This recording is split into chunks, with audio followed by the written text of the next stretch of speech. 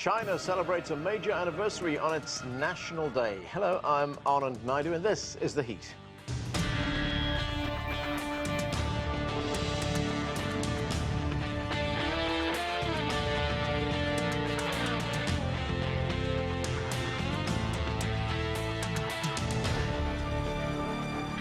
The People's Republic of China was founded on October 1st, 1949. And this week it marked the 70th anniversary of that historic occasion. Chinese President Xi Jinping joined thousands in Tiananmen Square for a massive celebration. It included a large military parade with 15,000 personnel taking part. On display was some of China's new and advanced weapons, including the Dongfeng 41 nuclear missile. More than 100,000 people took part in the festivities as China remembered its past and looked forward to the future. To talk about all of this, joining me now from Beijing is Qinduo Xu. He is a senior researcher at the Pangoal Institution. With me here in the studio is Wang Guan. He is the chief correspondent for CCTV America's Mandarin Service. Joining us too from New York is Robert Hormats. He is the vice chairman of the international consulting firm Kissinger Associates. And also with us in the studio is Sourabh Gupta. He is a resident senior fellow at the Institute for China-America Studies. Welcome to all of you to the show. Qinduo Xu, let's start in Beijing. Put this in some kind of perspective for us. How important is this 70th anniversary as China looks at its past and then plans the future? Well, I think for the majority or for the Chinese people in general, that is the moment to celebrate the achievement, tremendous achievement over the past 70 years since the founding of the Republic in 1949. For example, as we all know, like China has successfully lifted 850 million people out of poverty. This is unprecedented in human history. This is a miracle. And of course, for the Chinese people, they have every reason to celebrate this moment. And at the same time, you do see this personal, I would say, this unprecedented level of the patriotism, the love for their country. That they feel proud of their achievement and they are looking forward to the future of better development of this nation. And they probably never been so confident in comparing to the past before the founding of the Republic. That's the previous 100 years, so-called 100 years of humiliation. And people see finally we now stand up as one of the nations in the international community. So that's mostly, I think, the sentiment in the Chinese Republic here. Wang Guan, you grew up in China, and as we watched that big ceremony in Beijing, give us a sense of how the country has been transformed since your days as a young man in China and now. Exactly. I was born and raised in China, spent 27 years over there before relocated here to Washington as a correspondent. I remember lots of things. When I was a kid, there weren't many material goods around. So food was still rationed back then. I was born in 1984. That was a time when China was phasing out its planned economy, transitioning into a market-based economy, but there was still food coupons around. So my grandmother would put me in the shopping cart on the street market. I was holding one of those food coupons, distributing them to different aunts and aunties, and in exchange for vegetables, eggs, and meat. Those were rations for the whole family for the whole week. Fast forward to the 1990s, China was catching up with the West real fast. Remember the first desktop computer in 1997, and also the dial-up internet in 1998. And now, when I go back to China every year, as I do, I find that China is leading in terms of technological innovation. The mobile payment technologies in China nowadays, all that I need is a mobile phone to manage my investment portfolio, to pay for virtually everything, and to talk to your family and friends. Robert Hormats, looking back at China's rise, did the United States underestimate China's ability to come so far, so quickly? I mean, could anyone have envisaged 70 years ago that this would be a powerhouse today? It would have been very difficult to imagine that China today would be anything like what it is. When I first went to China in the early 1970s with Dr. Kissinger and the early opening up, it was, as your previous guests have described, a very, very different country. A lot of difficulty, economic difficulty, rationing, and the dream of China actually taking 850 million, 875 million people out of poverty, and not only taking them out of poverty, giving them really productive, fulfilling lives, and then this dramatic technological surge of China is something that virtually no American, and probably virtually no Chinese could have imagined 70 years ago, or even when I first came in the early 70s. But China has done it, and done it successfully, and done it with a very different model from the Western model. So it surprised the U.S. on one count, and that is how quickly China surged. Also, there was a feeling in the U.S. that the kind of model China was using, state-led growth, strong state enterprise system, Americans didn't think that kind of system could deliver the kind of positive results, dramatically positive results that it's delivered. America always thought China would be an important partner, but the United States would be technologically superior, technologically preeminent, economically preeminent. And now, for the first time in the post-World War II period, the United States has an economy that can compete with it in the most advanced technologies in the world. That was a big surprise to Americans, and I think partly one of the reasons that America has great difficulty adjusting to this. Sourabh, we looked at the celebrations this week, the commemorations in Beijing and other parts of China. President Xi Jinping has been talking about China's strength. This is what he had to say. Let's watch this. Today, a socialist China is standing in the east of the world, and there is no force that can shake the foundation of this great nation.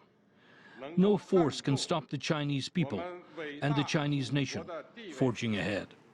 So, Sourabh, how is China's success seen in other countries in Asia, and how has it impacted actually their own rise and development? You know, whenever a country of the size and magnitude of China is going to rise, it is obviously an opportunity, but it also creates a lot of flux, and flux creates a lot of anxiety. And so there are countries on China's periphery who are cautious as to what this might mean. You know, in the first 30 years of the Chinese nation, from 1949 onwards, China did have a revolutionary streak which was exported to some extent, and that did create some degree of dissension in its neighborhood. China has become a much more status quo actor since the onset of reform, but the memories of the past linger simply because China is so strong, so powerful, so dynamic. But I will make this case, and this is something which is felt in the blood of Asians, and that is this: the rise of consolidated central authority in China has been the greatest guarantor for peace, prosperity, and stability in Asia for 2,000 years. Asians know that. They want China to succeed, they want China to rise, but there are anxieties too. Qinduo Xu, when we looked at that parade in Beijing, we saw lots of new weapons on display, and that was something that was covered very widely in the media, not just in China, of course, but around the world, especially in the Western media. We saw that display include the DF-41 nuclear missiles, which I talked about earlier on. That got a lot of attention. How much of a military power has China become? Well, I think for China, for a lot of people, we realize that there's a need for China as the second largest power to develop its defense capability. For example, among the big 5 nations of the UN Security Council, China is the only yet to reunify the nation, the country. So you need some defense capability to make sure that in the worst scenario, you will be able to achieve the unity of the nation. For example, if there's a declaration of independence in Taiwan, China will be forced to use some of these probably including military means to achieve reunification of the nation. And you don't want to see foreign intervention, particularly from the United States. And China wants to make sure that this is internal affairs that will be not intervened by other powers. So you need to develop some defense capability that's warmly welcomed by the Chinese people, because finally you can say, this is a Chinese affair, I'm sorry, this is none of your business, you should not interfere into our own affairs. But of course, we understand that there's a lot of different understanding, interpretation in the international media, particularly from the Western countries. People see China as expansionist power or as somehow a threat to the Western countries. No, if you read carefully, for example, Chinese President Jinping, in his speech at the national parade, he made it clear peaceful development is the key forward for China. And also he stressed about peaceful reunification with Taiwan and the formula of one country, two systems. So he stressed very much about the peaceful, because that's very important to China's development, continuous development. You have to have a peaceful environment. You have to have a peace and stability. One other point, Qinduo Xu, and that is, as you point out, China's military development has been welcomed in China, but should neighboring nations be concerned about that? Well, look, Anand, United States is the most powerful country in the world. Nobody questions the U.S. ability, to basically launch attacks in Iran or in Iraq or in Syria or in Afghanistan. It seems like people take it for granted. That's the world affairs, has been going for so long a time. But look, China has never attacked any other country. China is not looking at any territory beyond the Chinese territory. So basically, Chinese defense policy is defensive in nature. Yeah. And also, if China has made it public, China will never seek hegemony or pursue expansion. No other big powers has ever made such a claim. Wang Guan, that ceremony that we're talking about, it was much more than a military ceremony. What was the overall message, do you think, China was conveying about its past and its future? Right. I think, first of all, I want to pick up on my colleague Qinduo Xu's comment about Western perception of the military parade in China. Yeah. I'm writing a book, actually, I completed a book called Manufacturing the China Consent, How the West Got China Wrong and What China Can Do to better explain itself. In that article, I studied 300 Western news coverages of China, including the ones on Chinese military parade. Whenever there is a French military parade, Macron was there, Trump was there, they didn't make a big deal out of it. But when there was a military parade in Russia or in China, in the Red Square, in Tiananmen Square, they say this is a show-off of their military muscle, it's a threat to world peace. Of course, they're entitled to their own opinions, but I think the overall message is this: social cohesion is very important in China. We saw 100,000 people from all sectors of society showing up on the Tiananmen Square, celebrating this occasion. I think we're trying to tell the world that social cohesion got China to where it is today. It includes political cohesion, the faith and conviction in the country, in the direction the country is going, and also political cohesion. We saw 3 generations of Chinese leaders, President Jiang, President Hu, and President Xi himself. Also, I think China is trying to tell the whole world, look, this is a coming of age of China's model. A Chinese model that is different from a Western liberal democracy. It has its own problems, many of them, but it is succeeding to a large extent on the global stage. Robert Hormats, when we look at China's rise, and some have called this a miraculous rise, what do you think was the key to China's development? I mean, we've talked at length in the past about China's opening up its reform policies that it adopted only in the late 70s. Well, I think that there are a number of messages. One, the message that previous guests have talked about, that is social cohesion. China places a lot of emphasis on this, and periods where China has not enjoyed social cohesion have been periods where it's been very difficult to pursue economic growth. Now the Chinese people are working together in a very constructive way to build their economy. That's point one. Point two, I think China, particularly after it joined the WTO, has been able to take advantage of competitive opportunities around the world. They have strengthened China. China now is very competitive in many parts of the world. That's helped the Chinese economy. But the third and the most important one is the industriousness and the energy of the Chinese people, that desire to come back after 100, 150 years of economic weakness, of political division, to come together to build the new China. And you can really see this in the parade, but you can also see this. I go to China virtually every 2 or 3 months since the early 70s, and I've seen the fact that people have pulled together and really want to demonstrate to themselves and to the world and improve the living standards for millions and millions and millions of Chinese. And for that, they needed a market-oriented system, socialism with Chinese characteristics, which Deng Xiaoping and Zhu Rongji and others championed a couple of decades ago. And that process of internal competition with state-led growth to build innovation and to build opportunity is really an interesting new model. The world has never really seen a model like this because it's very competitive internally. On one hand, the private sector is growing, but there's a strong state role, and the fact that the government has been able and the people have been able to mesh these together in a uniquely Chinese blend has been very helpful. So they've got the economic model right. It's not perfect. There are issues, there are debt issues and other issues, but it's quite a remarkable development and very unique in terms of economic models, economic growth models. So, Robert, how important was it in 1979 when Chinese leaders decided that we have to change, we have to adapt, we have to retool if we're going to give our people a better quality of life, if we are going to become prosperous, if we are to grow as an economic power? It's very important.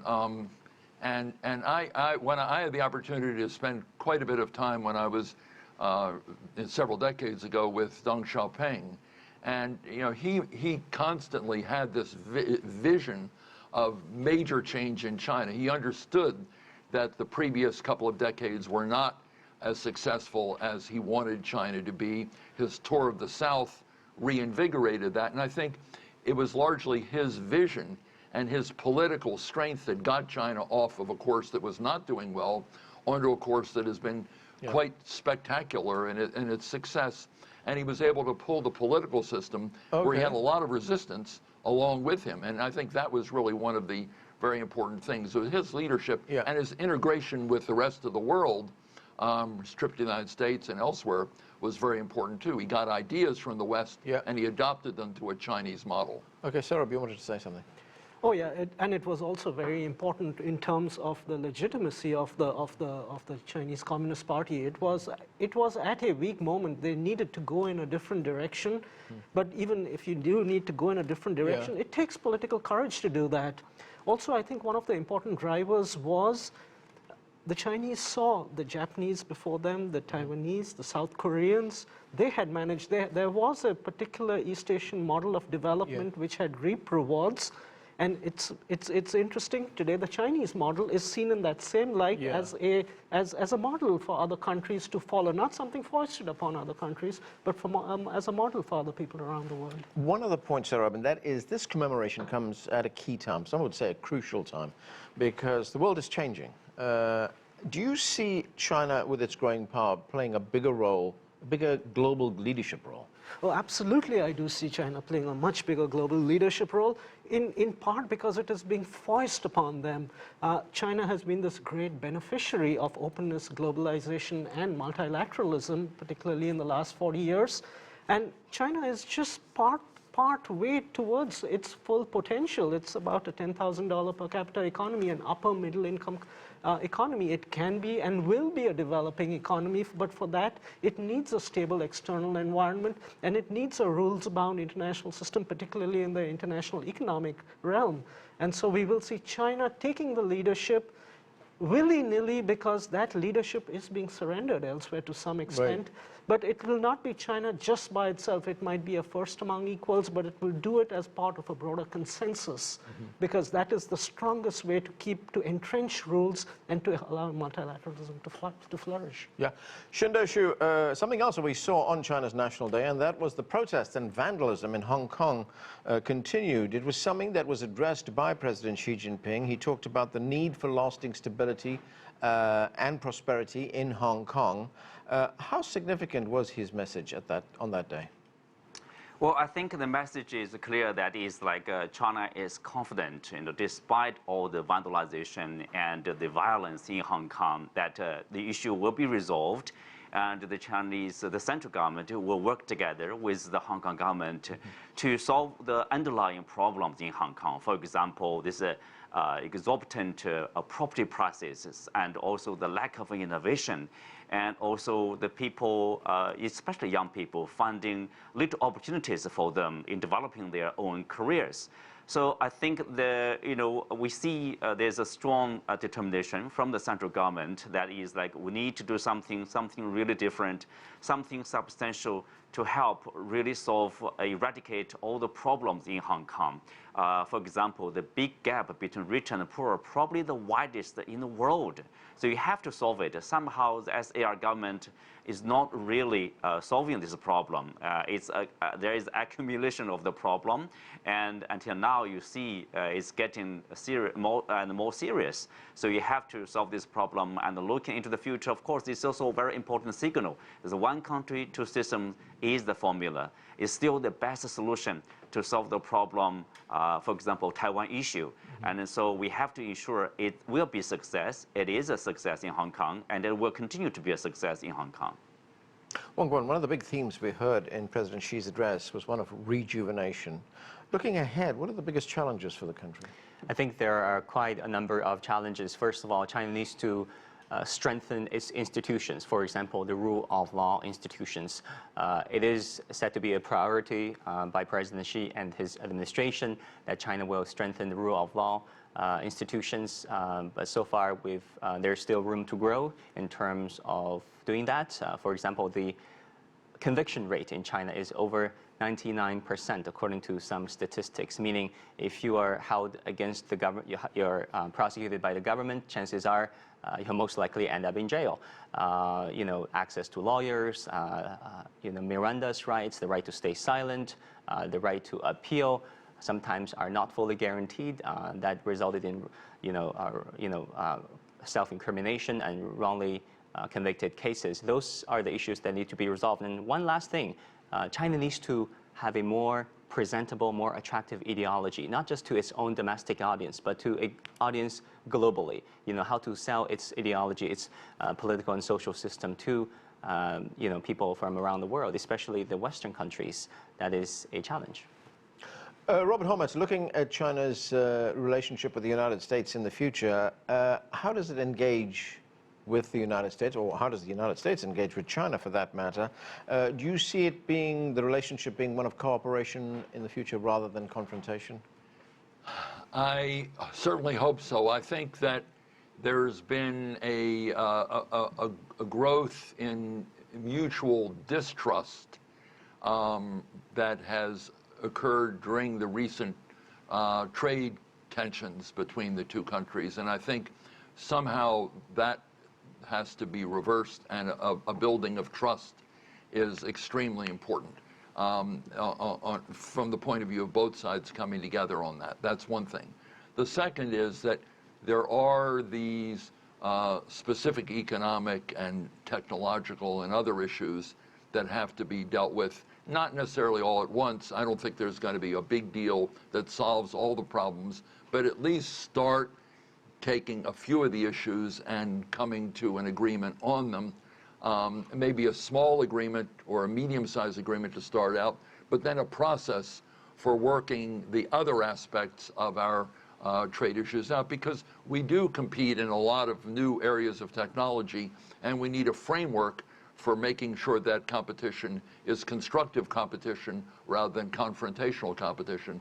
And the third is, when I went early in the 70s, there was a lot of conversation between Kissinger and Premier Zhou Enlai and President Nixon and Chairman Mao Zedong on the long-term relationship between the two countries. And the notion was they had to get together and develop some common theme for mutual cooperation, not just for this year or next year, but for decades to come. I think what's needed now is a dialogue on what the China-U.S. relationship should look like economically, politically, from a security point of view over the course of the next 5, 10, 15 years, some vision of how these two countries, the most powerful countries in the world, are going to work together in a mutually beneficial way. And I think that kind of broader strategic economic, political, security kind of dialogue, looking to the future relationship, is very important to begin now. It won't solve everything now, but at least the two sides will be working together on their vision of the future. And if it's not a constructive one, both sides in the world will suffer. If it is a constructive one, it's very good for everyone, particularly Chinese and Americans. Yeah. Sourabh, looking at some of the challenges that China faces, I mean, there have been a lot of economists, a lot of experts who are saying that China will not be able to sustain the levels of economic success that it's enjoyed over the past few decades. We've even heard people talk about the dangers of a middle-income trap in China. How do you see the future? I don't worry about the middle-income trap in China, but the point is well taken that China does face very important economic challenges. You know, the Chinese economic model bears certain resemblance with the East Asian economic model of Japan, Korea, et cetera, All of these people were able to channel savings in their society towards particular desired investments, which allowed for really fast growth while doing human capital formation development. Government had a key role to play in that. But once you come to middle income, upper middle income, and move towards developing country, many of the things that government is very good at doing, government needs to desist doing so that the private sector can then take over. And none of these East Asian countries really made that transition that well, whether it's Japan or Korea. Their service sectors have far lower productivity growth rates than Western countries. China is facing that challenge, and it's not an easy one to move from investment and manufacturing-led to consumption and services-led. I will state one more challenge, and this is also an important one. You know, democracy theorists have talked about when countries move from about 10,000 to 20,000 per capita, you have your middle-income class, a property class which wants and fights for its rights. And no East Asian-led developing authoritarian society has made that transition without ructions domestically. Yeah. Now, the model is different, but China is going to find that it has a very sophisticated class of middle-income people who want certain civil rights, and the party needs to be just as sophisticated in being able to cope with that. These are all going to happen over the next 15 years. So China does have important challenges, but I wouldn't discount China's leaders' capability to deal with these challenges, seeing how far they've come. Yeah, Qinduo, got a few minutes left. The country has had enormous success with its policy of reform and opening up, but where does it go to from here? I mean, if we just look at one statistic here that I looked at, China has now more than 120 companies on the Fortune 500 list. So how critical will it be for the country to continue opening up, reforming some of the reforms that Sourabh just talked about? Well, good question, Anand. And for China's continuous success, the government, the leadership understands perfectly that China will continue with the reform and opening up, continue to reform those existing rules and practices that somehow is preventing the economy from continuously growing, to make Chinese market more accessible for foreign services and foreign goods. Remember, China is going to have the second international import-export in Shanghai. So China is welcoming services and goods from other countries. China will continue to open the market because it understands the competitive will produce quality growth for the country. So that's a thing for sure in terms of the Chinese. Okay, thank you everyone for a great discussion. We are going to have to leave it there. Thanks for being with us.